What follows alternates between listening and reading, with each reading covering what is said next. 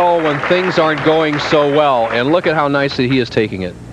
Mark McDowell steps down as soon as the PBA president. He shares with us the top accomplishments which have during his tenure. Well, I guess the most exciting thing was being involved in selecting the new commissioner. That's the direction the PBA is going to be taking in the next 5 to 10 years, so it was very important to be involved in that and make the right decisions. Other than that, I think opening the communication lines between the players and the office, I think we've come a long way in that aspect, and it's really worked out well. Mark McDowell, All-American young man, if there ever was one.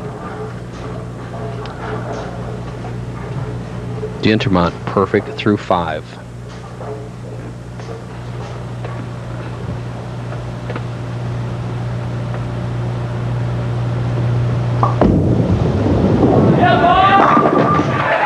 Our statistician, Butch Soper, loves to put those X's on the sheet.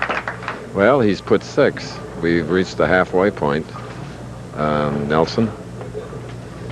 Well, this bowling center has the record for the highest scoring championship round, a composite 250 average, 1979.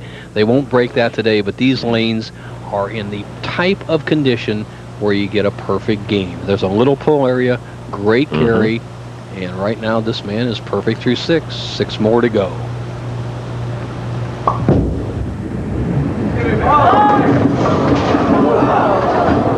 right.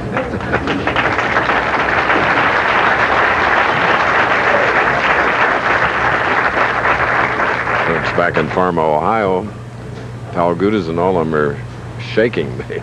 Well, this young man sponsors himself. It had been all his money. Now he's just got to worry about the title as he leaves his simple spare of the 3-pin. And his opponent, Mark McDowell, has a strike up, shooting in the 7th frame. Mandatory for McDowell. He has a potential 238. That would be possibly enough to win, but he has no room for error.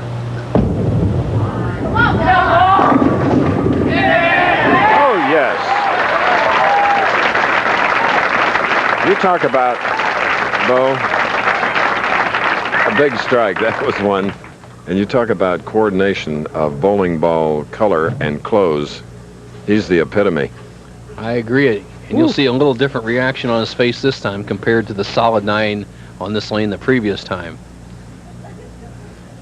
Mark McDowell, you can still win this match if you can throw some strikes. He's still in it, even though the scoreboard has him behind by 51.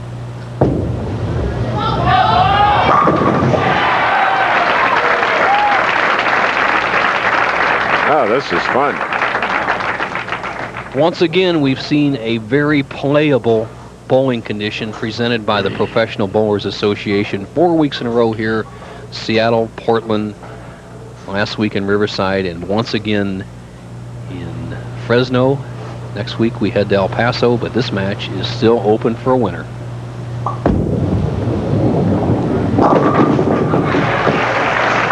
The 8th frame. Here in Fresno, the home of William Soroyan, world-famous writer, born here in 1908, died here in 1981, one-time Fresno newsboy, though. The novel I remember most is A Human Comedy. Plays, short stories, and I guess you'd say that William Soroyan is an American original from Fresno. No comedy in this shot. No fiction in this shot. This is real. This is a potential title shot. Woo!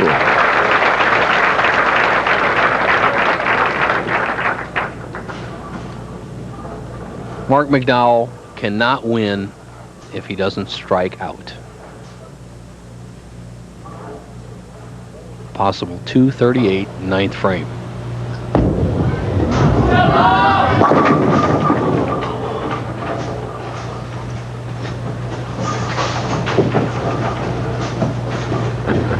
I think he said finally, didn't he, Chris? Yes, I think he did. And rightfully so, because unfortunate for Mark.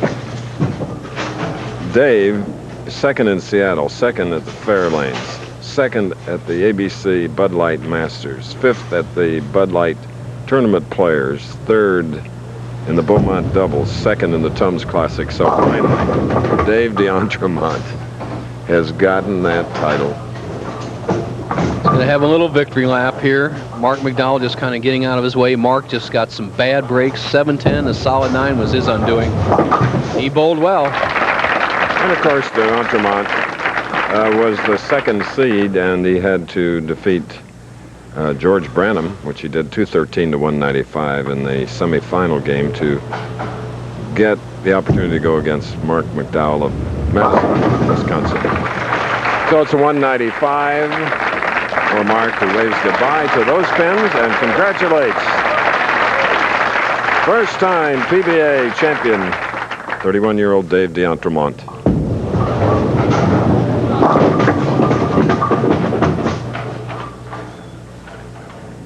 Cosmetic frame here, as they say on the PBA Tour. D'Entremont with a spare would be in the 250s. Even if he misses it, 240s. It's going to be 250s and a winner.